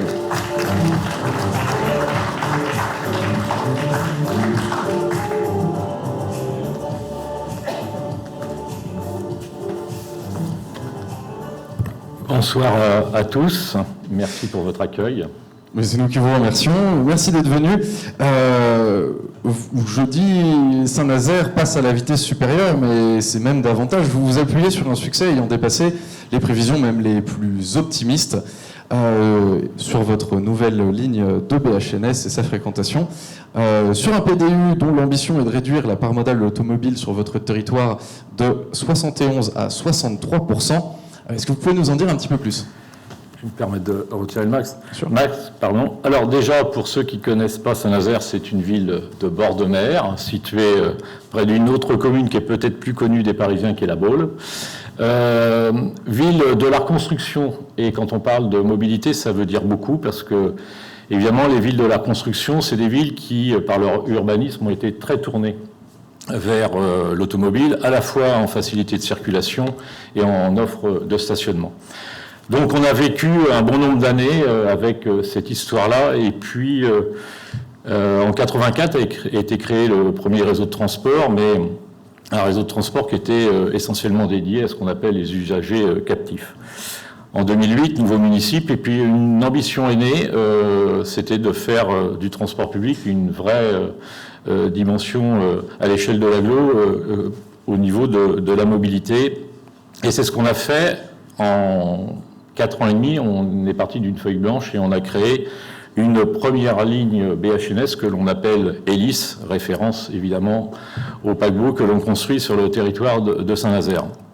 Évidemment, pour que cette décision soit validée en son temps, puisque ça avait quand même un montant d'investissement assez conséquent, on était de l'ordre de 60 millions d'euros, il fallait qu'on amène des perspectives de développement relativement ambitieuses. Et ce qu'on a pu constater, c'est qu'on les a très vite dépassées, puisque quand cette ligne a été inaugurée en 2012, année aussi où on a créé la SPL Strand, qui est notre opérateur de mobilité, on avait 5,7 millions de voyages par an, et en 2019, je ne parlerai pas de 2020 et de 2021, vous en comprendrez bien évidemment la raison, on est passé à plus de 10 millions de voyages à l'année. Donc c'était absolument pas prévu, à tel point c'est qu'on a été obligé de réinjecter des bus à certaines heures sur la ligne, mais c'est toujours plus facile de gérer un succès qu'un échec, vous le comprendrez bien. Donc, fort de ce succès, on a été dans l'obligation de réviser notre PDU. Il a été voté à la fin du précédent municipal, le 4 février 2020, et ce PDU inscrit très clairement une ambition qui est de réduire la part modale de l'automobile de 71 à 63%. Alors ça peut paraître peu ambitieux, mais voilà, on tient compte aussi de notre histoire, de cette ville qui était quand même tournée autour de l'automobile. Les usages changent, mais il y a quand même une histoire qui est encore prépondérante. Alors pour ce faire, bien évidemment, on ne parle plus simplement de transport public, on parle d'une mobilité, enfin d'une offre de mobilité. Donc j'ai vu quelques vélos qui ont été présentés. On a aussi les mêmes, on est rendu à 3000 nous sur l'agglomération. Et puis vous avez les derniers modèles, alors je ne sais pas si on peut citer la marque de tous ces vélos qu'on a vus dans différents territoires, c'est Arcade. Et là c'est notre nouveau service de vélo en libre service, puisque jusqu'à présent on était sur un dispositif de vélo en location longue durée, en assistance électrique. C'est là qu'on en a 3000. De cela, on en a beaucoup moins. On n'en a qu'une cinquantaine. Donc, fort de ce succès et fort d'une ambition qu'on a sur les mobilités, on a symboliquement, parce qu'il y a des dates qui sont symboliques, le 28 septembre de cette année, voté l'augmentation du VM. Pas la délibération la plus facile à porter, mais elle est significative. On avait un VM de 1,5%, on l'a fait passer à 2% pour justement continuer à développer nos offres de mobilité. Ce qui est inscrit, alors il y a tout ce qu'on peut faire autour du vélo. On a pris la compétence aménagement cyclable aussi à l'agglo, malgré que les voiries soient restées de compétences des villes. Il y a ce qu'on fait autour du covoiturage, mais symboliquement, quand on annonce une offre de transport structurante comme un BHNS, ça marque les esprits. Et on va créer 2 nouvelles lignes hélices sur le territoire, donc on pensera nos lignes BHNS à 3. C'est un investissement de 117 millions d'euros. Alors, au jour d'aujourd'hui, j'imagine que ça coûtera un peu plus cher en 2025 quand on livrera l'équipement. Donc c'est sans doute ça qui est récompensé ce soir, à la fois ce que l'on a fait ces dernières années et puis l'ambition nouvelle qu'on porte sur ce municipe.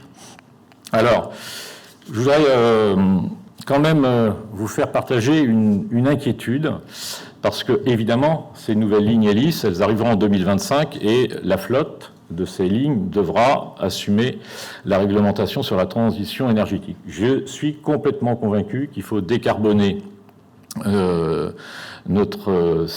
modèles de déplacement et principalement dans le transport public. Là-dessus, je n'ai aucune ambiguïté sur cette nécessité et cette ambition qu'on doit porter. Par contre, on est confronté quand même à quelques difficultés parce que les décisions, elles se prennent aujourd'hui pour une ligne qui sera inaugurée en septembre 2025. Et c'est pas simple.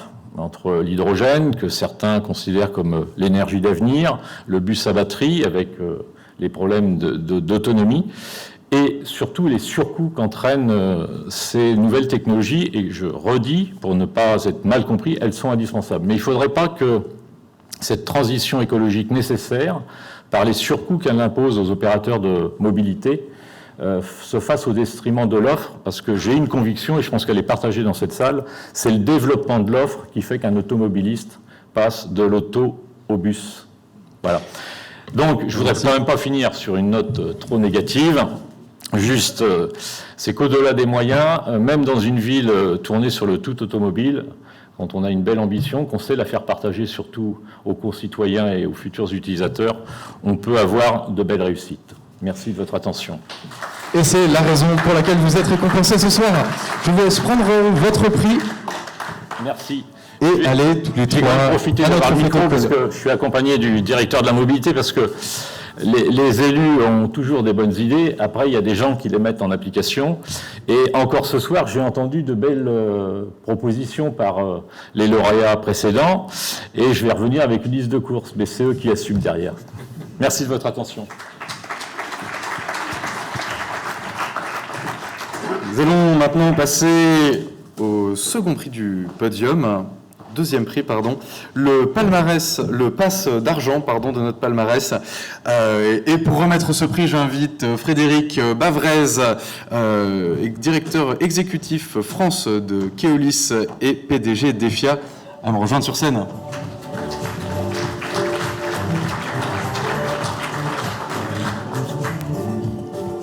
Frédéric Bavrez, bonsoir. À votre sens, dans quel état se trouvent les transports publics actuellement? D'abord, c'est effectivement une très vaste question. D'abord, je voulais effectivement vous dire à chacune et à chacun combien je suis effectivement heureux d'être là, parce que fondamentalement, on a eu l'occasion de le dire souvent, le palmarès de Ville Rail et Transport, c'est quand même un peu la fête de famille de la profession. Donc on est toujours effectivement content de se retrouver. Et après l'édition virtuelle de l'année dernière, c'est effectivement sympa de se retrouver en fait ensemble dans une salle, même si malheureusement on a conscience que la 5e vague et le variant Omicron ont un peu clairsemé les rangs, puisque j'ai compris effectivement que beaucoup de personnes qui avaient prévu de venir au dernier moment ont décidé effectivement de renoncer. Et ça fait peut-être une transition en fait avec la question que vous avez posée qui est assez vaste. Moi, je serais tenté de dire que le transport public, il continue à vivre une période qui est agitée et compliquée parce que les métiers de la mobilité, ils sont très directement impactés par le Covid. Pour autant, quand on regarde effectivement ce qui s'est passé depuis près de 2 ans, c'est d'abord, à mon avis, une formidable résilience qu'on a réussi en fait à démontrer. Quand on prend effectivement un peu de recul, je rappelle que le transport public, c'est un des rares services publics qui ne s'est jamais arrêté et qui, quelles que soient les phases de la pandémie, quelles que soient les décisions que les pouvoirs publics ont fait imposer en matière de restriction de mobilité, le transport public, il a toujours été là, y compris au moment les plus aigus. Je le rappelle, il y avait toujours une solution pour emmener ceux qu'on appelait les premières lignes ou les deuxièmes lignes travailler. C'était quelque chose qui était important. On s'est aussi adapté à toutes les mesures réglementaires qui ont été imposées. Et depuis qu'il a été imposé, le port du masque, il est respecté dans les transports publics. Et c'est un acquis qui est essentiel. Alors le vrai défi qu'on avait au-delà de ça, c'était de reconquérir une clientèle qui avait déserté au moment de la pandémie, en tout cas au plus fort de la pandémie. Aujourd'hui, quelle est la situation dans laquelle on se trouve juste avant ou juste au début de cette 5e vague? En gros, dans les transports urbains de province, on est remonté à peu près à 90% de la norme de 2019, qui est devenue pour nous tous effectivement la référence. En Île-de-France, on est à peu près autour de 80%. Alors certes, on va voir effectivement ce que donneront les prochaines semaines avec ce nouveau variant. Les chiffres que je donne, c'est des chiffres que l'on avait effectivement depuis plusieurs semaines. On avait un plateau. Vous pourrez trouver que c'est pas assez. Maintenant, ce qui est réellement encourageant, c'est quand on compare la France, en fait, avec les autres pays européens, les chiffres que je vous ai donnés, ils sont très largement supérieurs à ce que l'on a dans les autres pays européens. Et donc, c'est un élément qui est encourageant. Et on peut se poser la question, pourquoi est-ce qu'on a ces chiffres-là? Je pense que le premier point, c'est que c'est clair, il y a une stratégie vaccinale qui, au moins depuis juillet dernier, est une stratégie vaccinale qui est claire et qui est déterminée et qui a largement contribué à rassurer.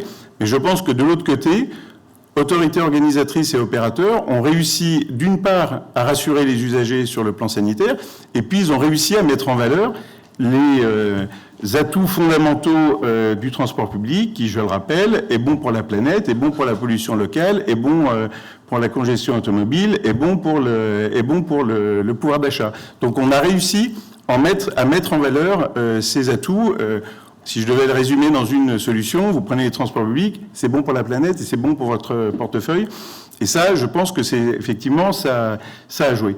Le deuxième point, quand on prend un peu de recul, qui me rend fondamentalement confiant, c'est la vitalité du transport public quand on le regarde à travers les projets que portent aujourd'hui les collectivités locales. Certains d'ailleurs ont été bien mis en évidence par votre palmarès, mais quand on se promène en France, on voit des projets de métro, on voit des projets de tramway, on voit des projets de BHNS, on voit des projets de téléphérique, on voit des projets d'application en masse, on voit des projets de développement du vélo.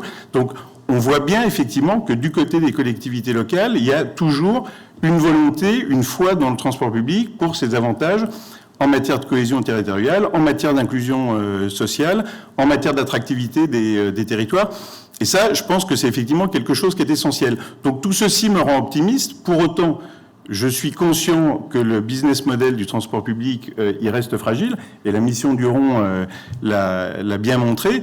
Et donc, comme on est à la veille d'une échéance politique majeure en France, qui est l'élection présidentielle, le souhait, alors c'est celui de Keolis, et je crois que c'est celui qui est partagé par la plupart des acteurs du transport public, c'est que les candidats ou les candidates prenne la juste mesure de l'enjeu du transport public et lui donne enfin, et j'insiste bien sur le enfin, la priorité. Voilà ce que, mais vraiment en raccourci. Et juste pour conclure, je vous ai dit au départ que j'étais effectivement très heureux d'être là.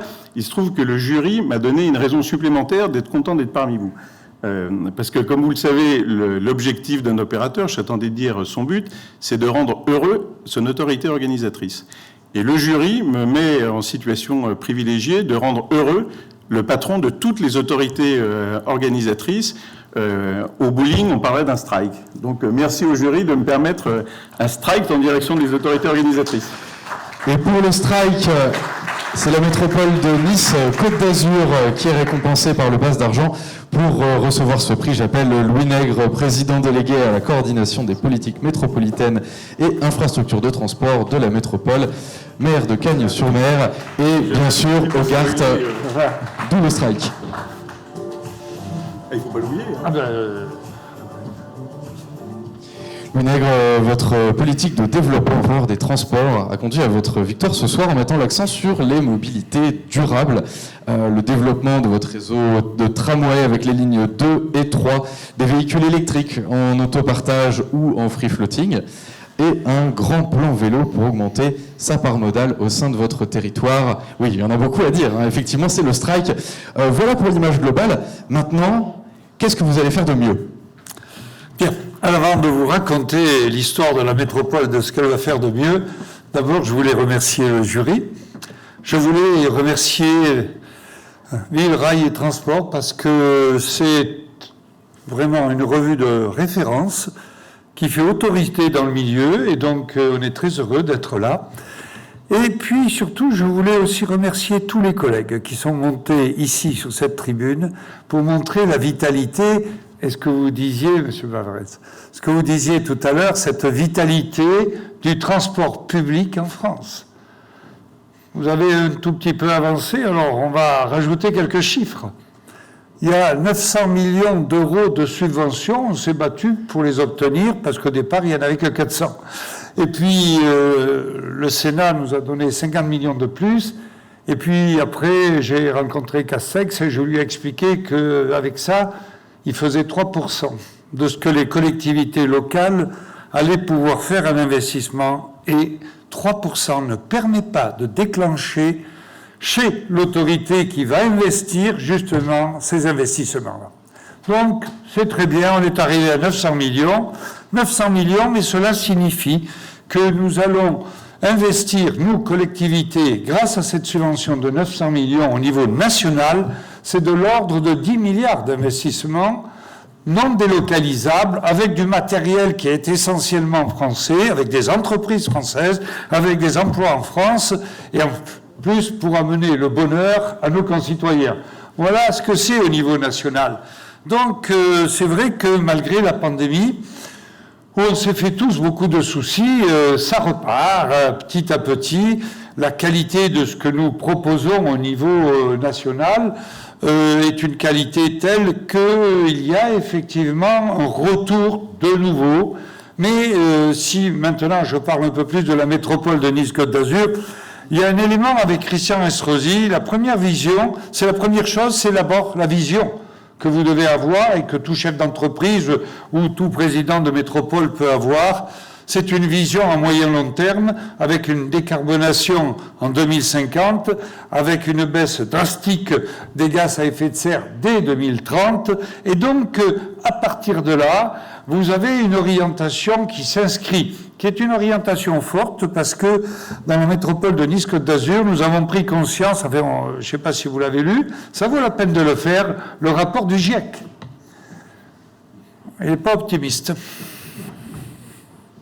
Oui, sauf que c'est nous qui sommes en charge de responsabilité. Et nos enfants et nos petits-enfants, dans quelques années, pourront nous dire « Qu'avez-vous fait, vous qui étiez en charge ?» Alors, comme vous l'avez dit. Et donc, cette prise de conscience, chez nous, est très forte dans la métropole de Nice-Côte d'Azur. Encore une fois, avec Christian Estrosi, qui est un visionnaire et qui débloque les investissements nécessaires, donc l'argent nécessaire derrière. Et donc, nous arrivons à... J'ai avant que lui-même soit élu à la mairie de Nice. J'étais déjà vice-président des transports dans la communauté d'agglomération de l'époque, et je mesure, je dirais, ce qui a été accompli dans ce secteur où Nice était une ville, je la décrivais comme ça, pompidolienne. Pourquoi ? Eh bien parce que tout simplement, à l'époque, il y a une vingtaine d'années, Nice ne connaissait que la voiture. Et Pompidou, qu'est-ce qu'il avait dit en 1970 ? Pompidou, il avait dit, il faut que Paris s'adapte, lui, Paris, à la voiture. Vous voyez l'inversion aujourd'hui des références, de la vision qu'on peut avoir un demi-siècle après. Et donc, Nice était dans un état d'esprit voiture. Et avec le précédent maire, à 4 voies près, on a failli ne pas faire la première ligne de tram. Parce que personne n'y croyait. Enfin, du moins, donc on a bataillé, on l'a fait, et aujourd'hui, on est submergé sur la ligne 1. On avait prévu dans nos calculs, je m'en souviens, on avait prévu dans nos calculs avec les ingénieurs 50 000 voyageurs jour, on en a plus de 100 000. On rallonge les rames, on rallonge les quais, on multiplie le nombre de trams. Et donc ça, c'est la ligne 1. Puis on fait la ligne 2, puis on fait la ligne 3, et ça marche du tonnerre de Dieu. Donc on fait la ligne 4, qui va partir à l'ouest, qui va traverser le fleuve le Var, qui va arriver jusqu'à la ville de Cagnes-sur-Mer, dont je suis le maire, et... Il n'y a pas eu du temps, hein. Ah. Et ça, c'est dans le cadre de votre Nice, c'est politique 350 000 habitants. Bon, donc, voilà. Donc, elle arrive à Saint-Laurent-du-Var à côté et à Cagnes-sur-Mer. Nous allons faire une ligne T5. On va faire un téléphérique pour rejoindre Saint-Laurent-du-Var. On va faire un BHNS à l'intérieur de la ville de Nice parce que ça marche tellement bien qu'on a besoin de mettre en service un BHNS en plus qui n'était pas prévu au départ. Hein. Et puis avec, je dirais, une intervention sur la mobilité et sur la voirie de la ville, hein, quand même. Bon, qui favorise incontestablement. Alors on passe de quelque chose où on était tout voiture à quelque chose aujourd'hui où on réussit à faire comprendre à nos concitoyens que les transports publics, notamment les modes actifs, le vélo, font désormais partie de notre vie. C'est un changement culturel profond chez nous. Hein. Et les jeunes nous aident. Ça va, on avance dans ce domaine-là. Vous pouvez parler jusqu'à demain. Là, moi. Eh bien justement, on est déjà un petit peu en retard. Alors vous avez mentionné la ligne 4, la ligne 5 bientôt, le téléphérique, c'est dans le cadre de votre plan 2026. Mais là pour l'instant, c'est vraiment le développement de votre réseau que l'on récompense ce soir. Bravo pour ce prix. Et puis je vous invite tous deux à rejoindre le photocall avant que l'on passe au passe d'or, dernier prix de cette cérémonie. Et pour remettre ce prix, j'invite Vincent Lalu, le président de VRT, à revenir sur scène, ainsi que Guillaume Dufossé, directeur de la BU Maintenance Industrielle et Voyageurs de Masteris.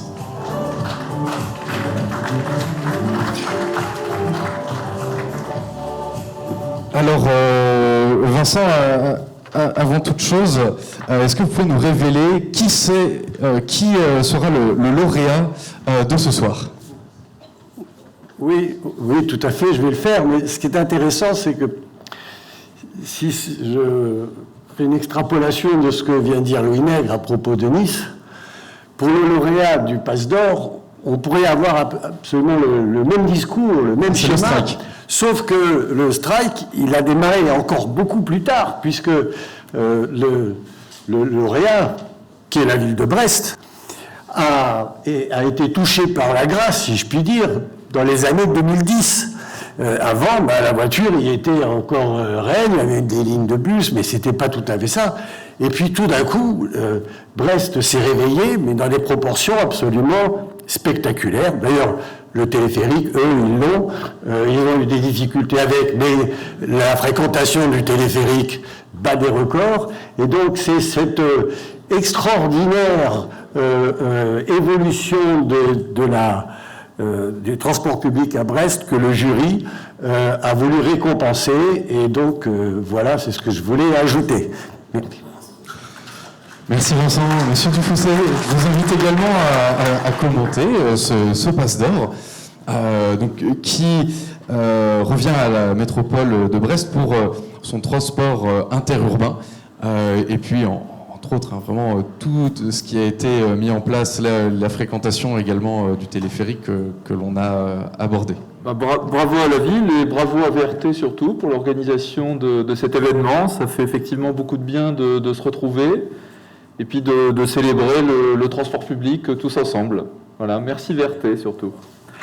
Merci à vous. Pour recevoir ce prix, j'appelle les deux représentants de Brest Métropole, Victor Antonio, directeur des mobilités, et Valérie Denis, son adjointe aux usages et à la promotion des mobilités.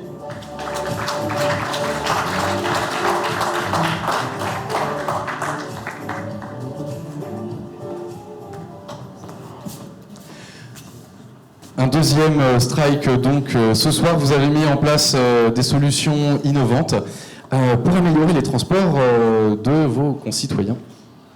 Et ce sans parler bientôt d'une nouvelle ligne de BHNS, la ligne D, et de tram, la ligne B. Comment voyez-vous le futur des transports publics au sein de votre métropole ? Bonsoir à tous. D'abord, je vais commencer par les remerciements, c'est d'usage. Remerciements du jury. Brest ne postule pas souvent pour ces types de palmarès, donc voilà, donc on est ravis, ça récompense. On a été cité plusieurs fois dans la soirée, donc c'est un peu un aboutissement. Brest Métropole est honoré, notre président François Cuyard et puis notre élu en charge des mobilités, Yohann Edelec, qui n'ont pas pu être présents ce soir, sont ravis, honorés de recevoir ce prix. Je tiens aussi à y associer notre opérateur, RATP Dev, qui dans le cadre d'une nouvelle délégation de service public global de mobilité durable, rien que le titre en dit déjà plus, permet la continuité de tout ce qui a été un petit peu annoncé. Et remercier aussi les acteurs de toute la mobilité sur le territoire, puisqu'on a vraiment un microcosme qui permet d'avancer tous ensemble. Donc bien entendu, en attendant, comme vous le disiez, l'arrivée d'une deuxième ligne de tram et d'un nouveau BHNS, Brest Métropole va poursuivre le développement de tous ces services de mobilité pour compléter ce réseau de transport en commun. Donc on va poursuivre le déploiement de l'offre vélo, notamment la diversification, puisqu'on a mis en service à la location longue durée 35 vélos cargo, et là il y a une liste d'attente, il y a un vrai engouement, donc on va poursuivre ça. On va travailler aussi sur une tarification solidaire pour la location longue durée de vélos assistance électrique. Et autre exemple de ce que nous allons faire dans les prochains mois et les prochaines années, c'est aussi expérimenter des nouveaux services de mobilité inclusive. Je citerai le triporteur à la demande qu'on essaye de lancer. Donc voilà, donc des objectifs pour Brest Métropole de proposer une gamme complète de services de mobilité accessibles au plus grand nombre. Merci.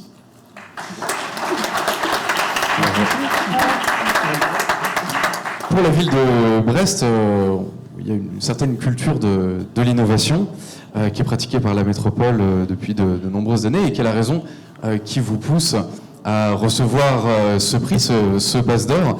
Donc on a évoqué d'autres offres de transport. Où en est maintenant le téléphérique de Brest? Le téléphérique de Brest va très bien, je vous remercie. Donc on a essuyé évidemment quelques plâtres pour commencer, mais on l'a mis en service en 2016, donc ça fait déjà pas mal de temps. Et on a, selon les années, entre 700 000 et 800 000 passagers par an. Donc on aura peut-être le million dans quelques années, puisqu'on a encore des équipements qui vont être livrés dans le nouveau quartier qui dessert. Et surtout, ce téléphérique, ça fait partie des petits bonheurs du quotidien pour les Brestois, puisqu'on voyage dans le transport public en profitant de la vue sur la mer, de la vue sur la ville. Donc c'est aussi du plaisir que de voyager dans le transport public grâce à ce téléphérique et à d'autres modes également. Un beau succès. La métropole de Brest qui reçoit ce passe d'or. Et je vous invite tous à aller pour une photo commémorative. C'est ainsi que nous clôturons le 30e anniversaire du palmarès.